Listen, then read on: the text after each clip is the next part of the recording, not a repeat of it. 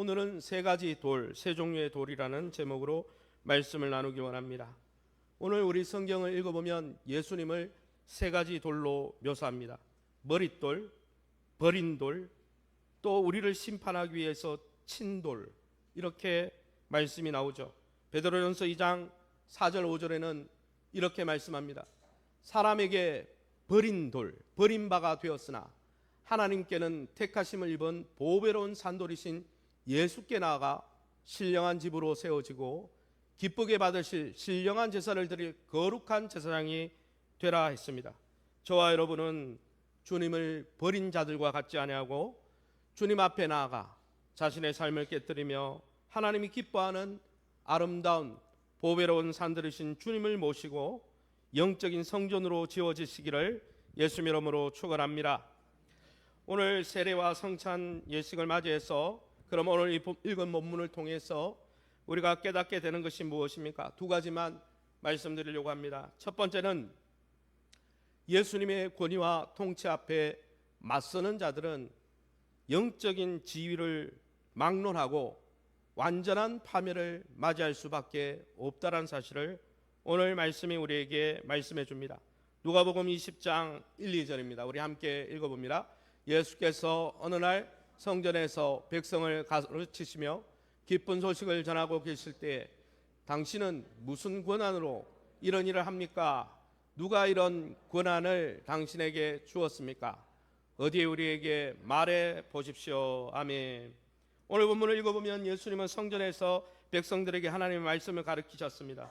성전의 주인 하나님의 아들 되신 예수님이 하나님 나라 복음을 선포하고 있는데 당돌하게 성전의 주인 되신 예수님한테 너 무슨 권한으로 성전에서 이렇게 가르쳐?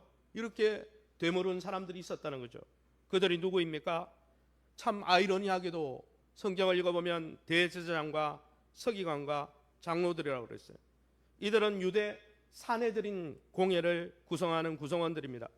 사내들인 의회는 대제사장이 국회의장처럼 의장이고 총 71명의 제사장, 성경을 기록하던 서기관, 장로들로 구성된 71명의 협의체였습니다.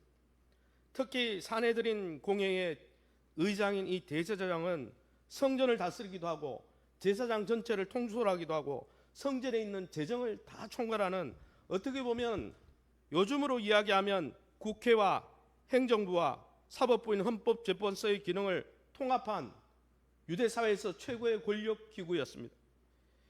그 사내들인 공회원들이 무더기로 예수님한테 찾아와서 네가 뭔데 나한테 허락도 안 받고 성전에서 내 멋대로 가르치냐, 이렇게 오늘 반문했다는 거예요. 참 아이러니하지 않으세요? 이들은 자신들의 위치와 위상을 착각해서 치솟는 권위의식으로 충만했습니다. 사실 그들은 하나님의 성전을 섬기고 이스라엘 백성들이 하나님의 뜻대로 살아가도록 하나님이 잠시 그들을 세워줬을 뿐인데 자기가 주인이라고 착각한 자들이죠. 예수님은 포도원 비유에서 이것을 분명히 오늘 이 말씀을 통해서 분명히 비유했습니다. 9절 말씀에 이렇게 나와 있죠. 어떤 사람이 포도원을 만들어 농부들에게 세를 주고 오랫동안 여행을 갔다. 이 비유로 예수님이 그들을 비판하기 시작합니다. 포도원 주인은 누구입니까? 하나님을 가리킵니다. 포도원은 무엇을 가리킬까요? 구약성경 대대로 하나님의 백성인 이스라엘을 상징했습니다. 그러면 여기 나오는 농부들에게 세를 줬다 그랬는데 이 소작농이죠. 이 소작인들, 그 농부는 누구일까요? 오늘 본문에 등장하는 종교 지도자들이죠. 대제사장과 서기관과 장로들입니다. 이들은 하나님의 포도원 이스라엘 백성을 잠시 맡아 돌보라고 세움을 받았습니다. 주님 올 때까지 그들을 하나님의 백성답게 살도록 지도해라, 그들을 케어해라, 이렇게 세움받은 자들이죠. 그런데 이스라엘 백성을 돌보도록 잠시 소작농처럼 부탁을 받은 이들이 권력의 맛을 보더니 어떻게 변질되었습니까? 20장 10절에서 12절입니다. 제가 읽어보겠습니다. 때가 이름에 포도원 소출 얼마를 바치게 하려고 한 종을 농부들에게 보내니 다시 다른 종을 보내니 다시 세 번째 종을 보내니 상하게 하고 내쫓은지라. 포도원을 맡기고 멀리 여행 갔던 포도원 주인이요, 이 소작농들인 종교 지도자들에게 자신의 종들, 다른 말로 하면 선지자들을 보냅니다. 포도원 소출을 얻기 위함이죠. 다른 말로 하면 포도원으로 예표되는 하나님의 백성들이 얼마나 하나님을 닮아가고 있는지 선지자들을 통해서 점검하려고 했던 거죠. 그런데 여러분, 이 포도원을 잠시 맡은 소장농들, 즉 이스라엘의 종교 지도자들이 어떻게 했습니까? 비유를 통해 보면 이 보낸 종들, 선지자들을요 다 무시하고 능욕하고 거저 돌려보내고 심지어 때렸어요. 적반하장도 유분수지 소장농 주제에 주인 노릇하려고 한 거죠. 여기에 나오는 보냄을 받은 종들은 방금 말씀드렸듯이 구약의 여러 선지자들을 가리킵니다. 엘리야, 엘리사, 예레미야, 에스겔 다 선지자들이 당시의 지도자들에게 많은 핍박을 받았죠. 또 마지막 선지자로 부름받은 세례 요한도 오늘 포함됩니다. 그들은 소장농인 그들은 선지자들과 종들의 메시지에 귀 기울여 듣지 않았습니다. 오히려 그들을 박해하고 구약 역사를 읽어보면 대대로 박해하고 거부했어요. 그 대표적인 예가 바로 세례 요한의 예입니다. 그래서 오늘 예수님은 누가복음 20장 4절에서 5절에 나오는 세례 요한, 마지막 선지자인 세례 요한에 대한 이야기를 합니다. 요한의 세례가 하늘로부터냐 사람으로부터냐? 만일 하늘로부터라 하면 어찌하여 그를 믿지 아니하였냐 할 것이요. 이 종교 지도자들이 생각해 보니까 하늘로부터가 맞는데, 세례 요한이 하늘로부터 보냄을 받은 종이 맞는데, 그의 자이든 타이든 모든 백성들이 다 이 세례 요한을 선지자로 두려워하고 있었거든요. 그런데 이들은 세례 요한의 말을 듣지도 믿지도 않았다는 것이죠. 주인이 보낸 종들을 거부하고 거절했어요. 이런 분위기는 오늘 본문을 읽어보면 도를 넘습니다. 자신의 사명과 직분을 잊어버리고 포도원 주인의 사랑하는 아들이라고 그랬어요. 예수님을 사랑하는 독생자 아들을 그들에게 보냈는데, 예수님께 오늘 네가 무슨 권위로 나보다 높아? 왜 가르쳐? 이렇게 반문하고 있다는 거죠. 누가복음 20장 13절 14절 세번역 성경에 그래서 포도원 주인은 말하였다. 어떻게 할까? 내 사랑하는 아들을 보내야겠다. 설마 그들이 내 아들이야 존중하겠지. 그러나 농부들은 그를 보고서 그를 죽여버리자. 그래서 유산이 우리 차지가 되게 하자. 포도원 주인인 하늘의 하나님은요, 자기 하나뿐인 아들을 예수님을 보냈어요. 그분을 통해 가르치고 복음을 가르쳤습니다. 가르치면서 기대가 뭡니까? 내 아들이니까 종들은 무시해도 그 아들은 존중해 주겠지. 그 아들의 말은 듣겠지. 그러나 소장농들은 의논하기 시작합니다. 논의했다고 했습니다. 무슨 논의를 했습니까? 주인의 뜻에 순종해야지. 이런 논의입니까? 사내들인 공의원들이 협의처로서 뭘 논의했어요? 순종하겠다고 논의한 게 아니고, 이제 아들만 죽이면 끝이지. 포도원은 내 차지가 되지. 아무도 나를 터치하지 못하지. 내가 최고 권위자가 되는 거지. 이렇게 의논했다는 거죠. 포도원의 아들인 예수님의 권위, 당신이 네가 무슨 권위로 성전에서 가르치냐 이렇게 말했던 종교 지도자들의 의논은 결국 나중에 예수를 죽이는 자리까지 나가고 맙니다. 그러나 여러분, 하나님이 보내신 종들을, 또 하나님이 보내신 하나님의 아들을 대항하고 맞서는 건요, 주인에게 맞서는 거예요. 마치 제가요 어느 성도님에게 제 아들을 보냈어요. 권사님, 성도님, 제가 이렇게 급하니까 이렇게 해주세요. 근데 그 아들을 무시하고 거부하고 안 하고 그러면 누구를 무시한 건가요? 저를 무시한 거죠. 궁극적으로. 성경에 그래서 이렇게 말씀하고 있습니다. 마태복음 10장 40절에 너희를 영접한 자는, 제자를 영접한 자는, 예수님이 보낸 자들을 영접한 자는 나를, 예수를 영접하는 것이고, 예수를 영접한 자는 예수님을 보낸 하나님을 영접하는 것이다 했습니다. 사랑하는 성도 여러분, 그런데 여러분 이 본문을 읽어보면 이스라엘 백성이 열매를 잘 맺도록 지도하도록 세움받은 이 소장농과 같은 종교 지도자들이 하나님이 보낸 종들을 거부하고 거절하고 나서 어떤 결말을 맞이합니까? 누가복음 2장 20장 15, 16절 우리 쉬운 성경으로 우리 함께 읽어봅니다. 같이 읽습니다. 그들은 아들을 포도원 밖으로 끌어내어 죽였다. 그러면 포도원 주인이 농부들을 어떻게 하겠느냐? 포도원 농부들을 죽이고 포도원은 다른 사람들에게 넘길 것이다. 그런 일이 제발 일어나지 않았으면 좋겠습니다. 여러분, 종을 거부하고 아들인 예수를 거부하고 결국 하나님의 권위 앞에 대항한 그들을 하나님이 다 진멸하겠다는 거예요. 여기에 이 소장농의 대상이 누굽니까? 대제사장이에요. 대제사장이라도 예외 없다는 거예요. 서기관, 성경을 기록하는 율법학자라고 예외 없다는 거예요. 백성들의 대표는 장로라고 예외가 없다는 거예요. 영적 위치와 지위가 중요한 게 아니고 하나님이 보낸 종들과 하나님의 아들에 대해서 대항하면 죽음과 파멸뿐이라는 거예요. 포도원은 딴 사람한테 넘기겠다는 거예요. 여러분, 이 비유를 듣고 백성들이 아주 이례적으로 그런 일이 제발 일어나지 않았으면 좋겠습니다. 왜 이런 이야기를 합니까? 정말 예수님 앞에 회개하는 겁니까? 그게 아니에요.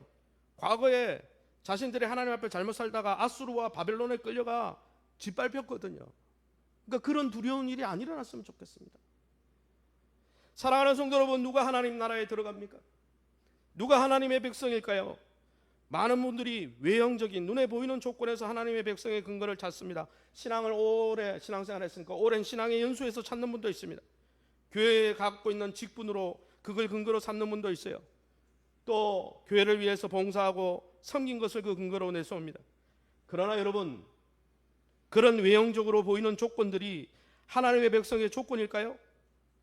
그러면 왜 사내들인 공회원들이 버림을 받았습니까? 그들은 예배를 인도하던 대제사장과 제사장들이었어요. 그들은 성경을 직접 기록하고 전수하던 서기관과 율법사들입니다. 그들은 오래도록 백성을 대표해서 성전을 섬겼던 장로들입니다. 그들이 우리보다 외형적인 조건이 부족해서 버림을 받았습니까? 아니에요. 사실 여러분, 하나님 나라의 백성과 자격의 기준은 만물의 주인 되신 하나님을 어떻게 대하고 있느냐, 거기서 결정나는 것입니다. 다른 말로 하면 하나님의 말씀에 대한 자세가 어떠냐, 거기서 결정나는 거예요. 또 다른 말로 하면 하나님이 보내시고 세우신 종들에 대한 태도에서 결정나는 겁니다. 좀 더 궁극적으로 얘기하면 하나님이 하나뿐인 사랑하는 아들을 보내신 그 예수님에 대한 태도가 어떠냐, 거기에 결정나는 거지 외형적인 거로 결정나는 게 아니라는 거예요. 사랑하는 성도 여러분, 하나님의 말씀에 대해 어떤 자세를 취하고 있습니까? 그 말씀이 내 삶을 움직이고 지배하고 있습니까? 또한 그런 사역을 돕기 위해서 하나님이 보내시는 사역자들에 대해서 어떻게 하고 있습니까? 하나님이 행하시려 하는 일에 협조적입니까? 더 나아가 내 신앙과 내 삶이 내가 주인 되어서 나 중심적으로 꾸려지고 있습니까? 아니면 예수가 주인 되어서 예수 중심으로 꾸려지고 있습니까? 거기에 하나님 나라 백성의 관건이 있는 거지. 오랜 신앙생활 했고 뭘 했고 그거 아무 의미 없다는 거예요. 사랑하는 성도 여러분, 아무리 종교적인 사역과 봉사가 많아도 여전히 내가 내 삶의 주인이고 여전히 자기 중심적인 신앙생활을 하고 있다면 점검해 보아야 합니다. 왜냐하면 자기 권위를 높이고 자기를 높이면서 자기 중심적으로 살면요, 결국은 우리의 주인 되신 하나님과 맞서게 돼 있다는 거예요. 결국은 하나님의 말씀에 순종하지 않는다는 거예요. 왜요? 자기가 중요하니까. 결국은 하나님이 보낸 종들에게 협력할 수 없다는 거예요. 내 생각이 중요한 거니까. 소장 농임에도 불구하고 주인 행세를 하려 했던 대제사장과 서기관들은 장로들의 모습을 벗어날 수가 없는 거예요. 그들도 처음에 부름 받았을 때는 그렇지 않았습니다. 변질된 거죠. 그래서 예수를 죽인 거예요.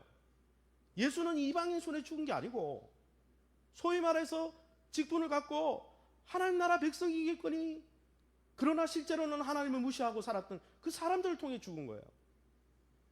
요즘 세대를 MZ세대라 합니다.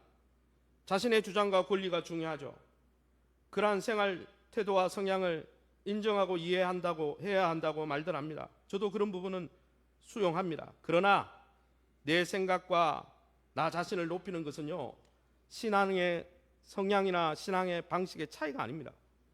사실 나를 높이고 자기 중심적인 태도와 교만은요, 모든 것의 주인 되신 하나님을 분노케 하는 죄의 본질입니다. 하나님도 필요 없고 이웃도 필요 없고 내가 소중하다, 그게 죄의 본질이에요. 그 죄 때문에 예수님이 죽으신 거예요. 사랑하는 성도 여러분, 이러한 태도는 우리의 인권이나 권리가 아닙니다. 하나님의 형상대로 지음을 받았는데 내 형상대로 살고자 하는 영적인 쿠데타예요. 인류의 역사, 이스라엘의 역사는 거절과 거부의 역사였어요. 하나님을 믿는다고 하면서 뿌리 깊게 적대감을 가지고 자기 중심적으로 살았습니다. 그렇게 살면 사람들과의 관계도 불편해질 뿐 아니라 하나님과의 관계도 깨어질 뿐이라는 거죠. 사랑하는 성도 여러분, 그러기에 이 사순절에 자기 중심적인 우리의 죄악 때문에 죽으신 주님의 이 고난주간에 주님을 묵상하면서 더 이상 자기 중심적인 삶과 고집을 버리고 하나님을 분노케 하지 말고 하나님 앞에서 파면을 맞지 말고 자신을 바로 세울 수 있기를 예수님의 이름으로 축원합니다.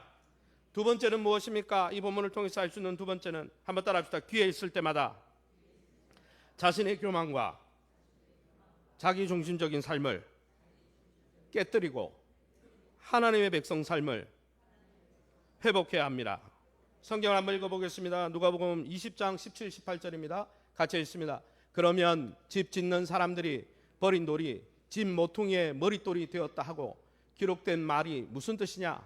누구든지 그 돌 위에 떨어지면 그는 부스러질 것이요 그 돌이 어느 사람 위에 떨어지면 그를 가루로 만들 것이다. 이 성경에 읽어보면 당시 유대인들은 이런 일은 제발 안 일어나면 좋겠어요. 이스라엘 백성의 이스라엘 나라가 이방의 손에 넘어가지 않았으면 좋겠어요. 왜 넘어갑니까? 하나님을 모시지 않고 예수를 죽이려고 그러고 하나님이 보낸 종도를 막 무시하고 사니까 그런 일이 일어난다는 거죠. 그런데 예수님은 이들에게 무엇을 이야기합니까? 17절에 그런 일은 일어날 거다. 왜? 너네가 나를 무시하고 버릴 거기 때문에. 시편 17절에는 시편 118편 메시아 시편에 있는 118편 22절을 인용했습니다. 뭐라고 했습니까? 집을 짓는 사람들이 버린다는 거예요. 돌을. 누구를요? 산돌이신 예수님을 버린다는 거예요. 그리고 그 버린 돌이 집 모퉁이 돌이 될 것이다. 무슨 이야기를 하는 거예요? 결국 너희가 예루살렘도 이스라엘도 나를 이제 거부하고 십자가에 죽이고 버릴 거다. 결국 그래서 너희는 이방인 손에 짓밟히게 될 거다. 이런 이야기를 하시는 거죠. 그런데 더 중요한 것은 무엇인지 아십니까? 17절에 18절에 예수님을 이 성전의 머릿돌로 하나님 나라의 중심돌로 귀하고 소중한 산돌로 여기지 않고 하나님을 거부하고 예수님을 거부했던 사람들에 대한 결론을 18절에 이야기하고 있습니다. 누구든지 그 돌 위에 떨어지면 그는 부스러질 것이요 그 돌이 어느 사람 위에 떨어지면 그를 가루로 만들 것이다. 이 성경을 읽어보면 이 성경은 반복되어 있습니다. 누가복음 20장 18절 그 다음 읽어보세요. 무릇 이 돌 위에 떨어지는 자는 A1, 이 돌이 사람 위에 떨어지면 A2 깨어지겠고 B1 그를 가루로 만들어 흩으리라. 똑같은 말을 반복한 거죠. 너희가 산돌이신 예수 그리스도를 무시하고 거부하면 그 돌이 심판의 돌이 될 거다 이야기를 한 거죠. 그래서 NRSV에는 여기 세미콜론 엔드로 해가지고 똑같은 말을 반복했다 이렇게 해석합니다. 그런데 저는 이 본문을 읽으면서 좀 다르게 해석하고 싶습니다. 왜냐하면 다른 성경에는 또 다르게 설명되어 있기 때문에. 이게 왜 중요한가 하면은 좀 이따 들어보시면 중요합니다. 여기 보면 무릇 이 돌 위에 떨어지는 자는 깨어지겠고 이 돌이 사람 위에 떨어지면 그를 가루로 만들어 흩으리라. 목사님 똑같은 말을 두 번 반복해가지고 반드시 심판당한다. 그런데 그렇게도 볼 수 있지만 원문과 NASB, 원문을 잘 번역한 NASB 성경은 뭡니까? 동의적 평행법으로 반복한 게 아니고 반의적 평행법으로 해석하고 있습니다. 무슨 말이냐? 앞에 말과 뒤를 반대 대조하고 있다는 거죠. 그래서 NASB 성경에 보면 세미콜론 벗으로 묘사하고 있습니다. 무슨 말이냐면 앞에 내용과 뒤의 내용이 대조된다는 거예요. 뒤에는 분명히 이 돌, 하나님의 아들이신 예수님이 그 사람 위에 떨어지면 심판당하면 완전히 그 인생이 파멸이 된다. 그러나 라고 했기 때문에 앞에 나오는 이 돌 위에 떨어지는 자, 이 표현은 망한다는 표현이 아니라는 거예요. 왜요? 뒤에는 망하지만 그러나 앞에는 아니라는 거예요.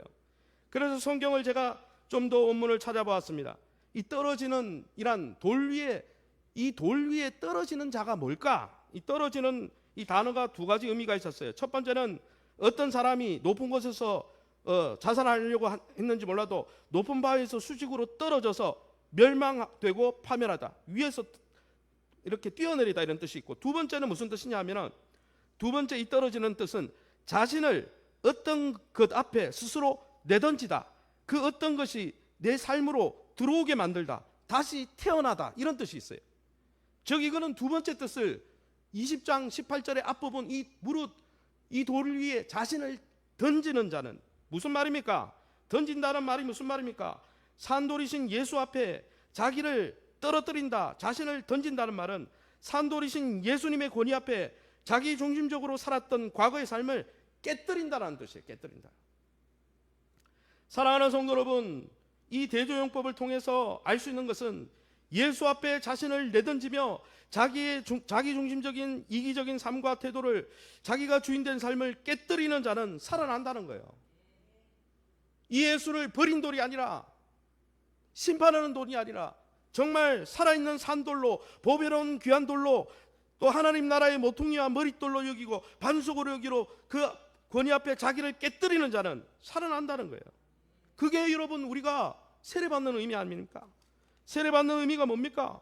세례의 의미가 뭡니까? 우리는 지금 우리가 장로교라서 이 뭡니까? 이렇게 간단하게 손세례를 했지만은 원래 세례는 요단 강문에 들어가는 거예요.